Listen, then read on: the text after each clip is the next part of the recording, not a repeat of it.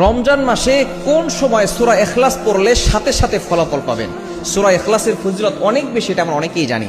সূরা ইখলাস দিয়ে অনেকেই আমরা রমজানে বিশেষ করে নফল নামাজগুলো বেশি বেশি করার চেষ্টা করি। তবে এই সূরা ইখলাসের যে ফজিলত অনেক বেশি এবং এটা কোন সময় আমল করলে সাথে সাথে আপনি ফলাফল পাবেন, এটা আমরা অনেকেই জানি না। মনে রাখবেন, সূরা ইখলাসের ভিতরে এতটা ফজিলত নবীজি সাল্লাল্লাহু আলাইহি ওয়াসাল্লাম জানিয়ে দিয়েছেন, যে ব্যক্তি সূরা ইখলাস একবার পড়ে আল্লাহ তাআলা তাকে 10 পারা কোরআন শরীফ পড়ার সওয়াব দান করেন, এবং যে ব্যক্তি 3 বার পড়বে আল্লাহ পাক রব্বুল আলামিন একটা কোরআন খতম করার সওয়াব আল্লাহ তাআলা তার আমলনামায় দান করবে। এবং যে ব্যক্তি 10 বার সূরা ইখলাস পড়বে আল্লাহ পাক রব্বুল আলামিন তার জন্য জান্নাতে একটা প্রাসাদ নির্মাণ করে দিবেন। সুতরাং সূরা ইখলাসের ফজিলত অনেক বেশি। এই সূরা ইখলাস আপনি কোন সময় পড়লে সাথে সাথে ফলাফল পাবেন? বিশেষ করে আপনি সূরা ইখলাস তাহাজ্জুদের সময়, 1 নাম্বার সময়, যেই সময় আপনি সূরা ইখলাস পড়লে সাথে সাথে ফলাফল পাবেন। আরেকটা সময় হচ্ছে ইফতারের পূর্বে। এই দুইটা সময় কিভাবে পড়বেন আমি বলে দিচ্ছি।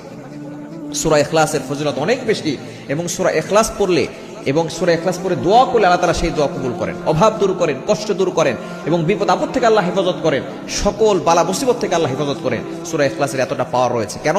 কারণ সূরা ইখলাস পবিত্র কোরআন কারীমের ভিতরে ছোট্ট একটি সূরা, তবে এই সূরার ভিতরে অনেক বরকত রয়েছে। কেননা এই সূরার ভিতরে আল্লাহর পরিচয় রয়েছে। রাব্বুল আলামিন বলেন, কুল হুয়াল্লাহু আহাদ আল্লাহুস সামাদ লাম ইয়ালিদ ওয়া লাম ইউলাদ ওয়া লাম ইয়াকুল লাহু কুফুয়ান আহাদ। সূরা ইখলাস পারেন এমন কোন মুসলমান নাই। সূরা ইখলাস আপনি তাহাজ্জুদের সময় 21 বার পড়বেন। তাহাজ্জুদের সময় সূরা ইখলাস 21 বার পড়বেন। কারণ এই সময় সাহরির সময় আমরা অনেকেই সাহরি খাওয়ার জন্য উঠি। সাহরি খাওয়ার জন্য উঠে একটু আগে ওঠার চেষ্টা করবেন।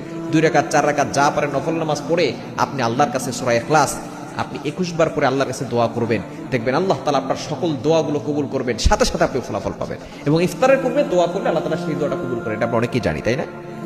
ইফতারের পূর্বে সূরা ইখলাস আপনি 21 বার পড়বেন। প্রথমে দুরূদ শরীফ পড়বেন, শেষে দুরূদ শরীফ পড়বেন, মাঝখানে বিসমিল্লাহির রহমানির রহিম দিয়ে সূরা ইখলাস আপনি 21 বার পড়ে আপনি আল্লাহর কাছে দোয়া করবেন। বিপদে পড়ে গেছেন, কষ্টে পড়ে গেছেন, অভাবে পড়ে গেছেন, আপনি সব কথাগুলো আল্লাহর কাছে বলেন, দেখবেন আল্লাহ তাআলা আপনার সকল দোয়াগুলো অ্যাকসেপ্ট করবেন, কবুল করে নিন।